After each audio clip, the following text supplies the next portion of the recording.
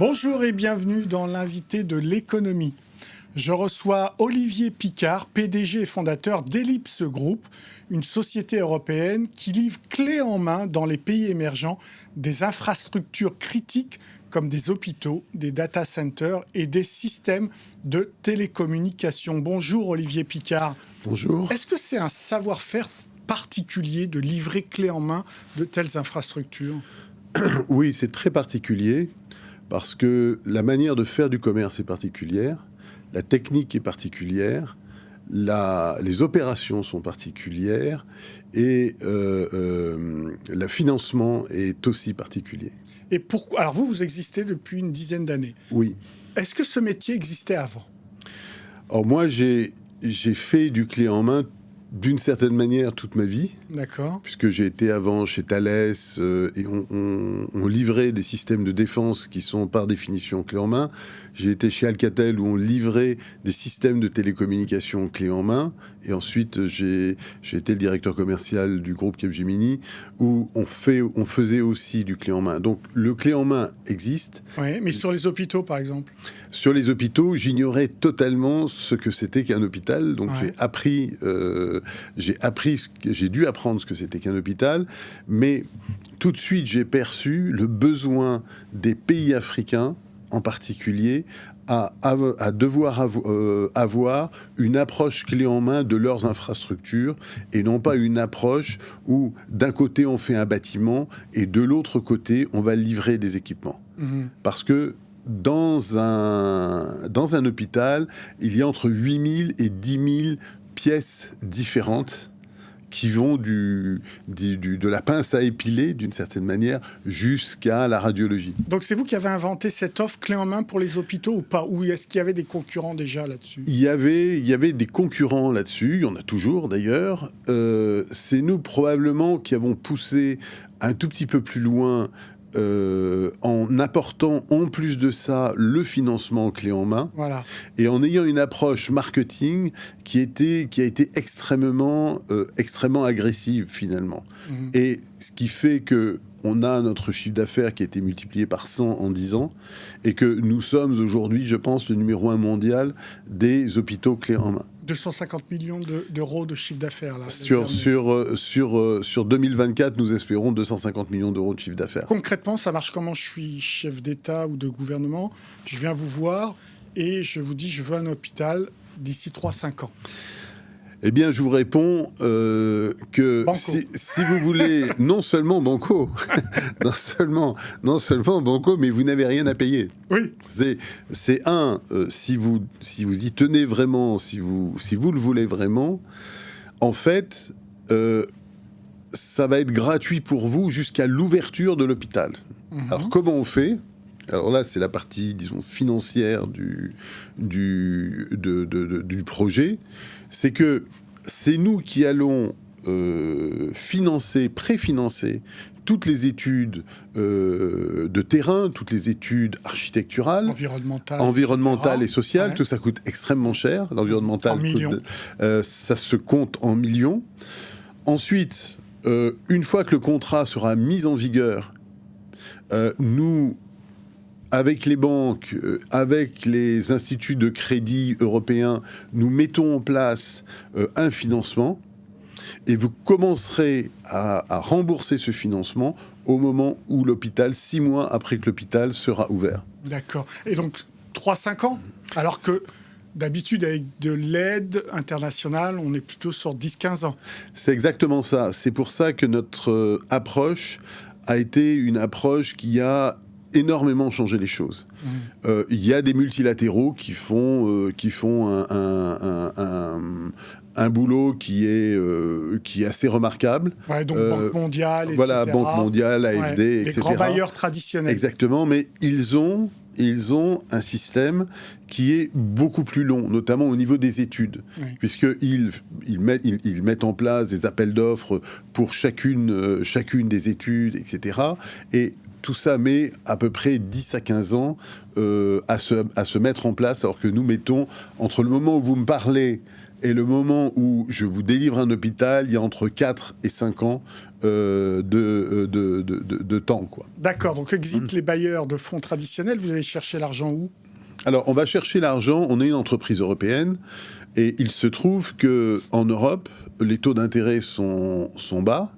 Il y a un système qui est régulé par l'OCDE, qui est un système où les banques vont prêter, vont être assurées par ce qu'on appelle des agences de crédit. Oui. Hein. En France, c'est BPI qui fait l'agence de crédit. En Angleterre, c'est UKIF. En Belgique, c'est Credendo. En Hollande, c'est Astradius. Voilà. Et tous les pays ont le Hermès pour l'Allemagne. Tous les pays ont leur propre agence de crédit. Les banques, il y a des banques européennes qui sont très dynamiques sur l'Afrique, hein, pour financer ce type de projet. Donc nous mettons tout ça en place. Nous préfinançons les études. Ça, c'est pas les banques qui le font. Hein. Et donc c'est ça qui est particulier dans le marketing. Oui. Nous avons des équipes techniques ensuite qui discutent avec les ministères de la santé pour définir ensemble les hôpitaux que nous allons construire, qui nous permet de faire tous les plans. Et ensuite, une fois que le contrat est signé, c'est là que le financement bancaire couvert par les agences de crédit se met en place. Vous êtes une entreprise européenne, mais bon, vous êtes français, vous. Est-ce que c'est difficile de faire des affaires en ce moment quand on est français en Afrique, en particulier dans les zones où les Français ont été exclus ces dernières années, Burkina Faso, Mali, etc. Alors, il se trouve... Alors, nous, on est quand même très européens. On est très français. Enfin, je suis très fier d'être français. Mais on est une entreprise européenne, c'est-à-dire qu'on est implanté dans 4 ou 5 pays européens différents. Hein, France, Angleterre, Danemark, Belgique... et Allemagne. Hein, et bientôt Allemagne, parce que l'Allemagne est le cœur de la technologie quand même européenne, dans pas mal de domaines. Et je pense que ce qui est en train de changer en Afrique, je ne crois pas que ce soit la perception des Français. C'est que aujourd'hui, les pays africains dans les grandes infrastructures se comportent comme des consommateurs.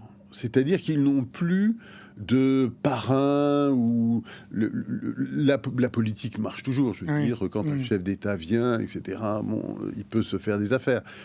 Mais ça n'est plus le moyen ultime de faire des affaires. Aujourd'hui, pour faire des affaires et pour proposer des gros contrats d'infrastructure, il faut venir, quelle que soit votre nationalité, il faut venir avec des projets qui aident le pays. Il n'y a plus de projets inutiles pour les pays africains, ou en tout cas c'est très rare. On ne vendra plus de sable au Sahara, ça n'existe plus. Ce qui existe, c'est vraiment des choses qui sont ultra utiles aux pays, qui sont absolument indispensables, parce qu'il n'y a que, par rapport aux besoins que l'Afrique a, il y a à peu près 10% des projets qui peuvent être financés. Donc, vous restez au Burkina Faso. Je crois que vous avez un projet là-bas. Hein. Non, des Belges. Au Burkina Faso, nous sommes en train de construire un hôpital au Burkina Faso. Nous sommes donc belges au Burkina Faso. D'ailleurs, c'est très sympathique d'être belge. Et c'est un financement belge. D'accord. La banque est belge aussi. Le matériel, les équipements, etc. sont belges. D'accord. Donc tout est belge. Il y a aussi l'idée que les pays africains veulent que la valeur ajoutée reste en Afrique. Oui. Donc que vous travaillez avec les gens sur place. Bien sûr. Là-dessus, il y a 2 aspects. Il y a d'abord la valeur ajoutée et ensuite il y a le travail. Oui. Actuellement, on est en train de déployer un projet qui fait 380 millions d'euros au Sénégal et qui emploie de manière permanente entre 400 et 800 personnes. Ça, c'est pour le travail. Donc, ça a un impact direct extrêmement important quand on connaît le taux de chômage dans un certain nombre de pays africains, ça a un impact extrêmement important sur l'Afrique. Toute la construction en général est faite par des entreprises locales. D'accord. Sur la partie transfert de technologie, là, si je prends l'exemple, par exemple, du Sénégal, nous avons aujourd'hui des équipes d'ingénieurs sénégalais qui constituent aujourd'hui un centre de compétences à Dakar et qui sont envoyés partout en Afrique de l'Ouest. Je crois qu'il y en a qui sont actuellement justement au Burkina Faso, juste pour aider les ingénieurs burkinabés à construire un hôpital. Et puis ensuite, on aura d'autres centres de compétences. Une dernière question. Vous évoluez vers le fait que non seulement vous livrez clé en main des infrastructures comme des hôpitaux, mais en plus vous les opérez comme au Bénin. Pourquoi ? Parce que nous pensons qu'il y a un manque d'hôpitaux privés de bon niveau en Afrique, ce qui oblige les Africains à faire énormément de ce qu'on appelle le tourisme médical, ce qui coûte un argent fou, ce qui est pas bon pour l'environnement. Et nous pensons que nous allons être très successful là-dessus. Merci beaucoup, Olivier Picard, pour vos réponses. L'invité de l'économie est terminé, évidemment. Vous pouvez retrouver cette émission sur france24.com, sur nos réseaux sociaux et sur nos podcasts. Au revoir.